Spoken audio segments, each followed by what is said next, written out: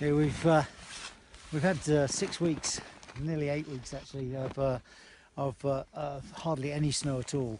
We have a very, very shallow snowpack, and the cold, it's not been super cold, but it's been cold for long enough during the day, probably sort of 18 hours of the day. It's cold, and especially on these north faces, for the snow basically to just hollow out. It's bizarre. The whole snowpack is just what we call it depthfall. The French call it gobelet, and it's goblets of snow, and you get this when you have a very shallow, cold snowpack. And my concern when we were skiing down here is that where there's wind but's loaded on top of this incredibly, it's a really weak layer.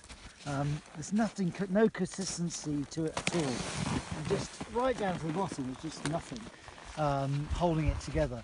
And with a bit of a drift of wind on top, which would form a slab. If that broke away, the whole thing would go, I fear, because the underlying layer is so weak.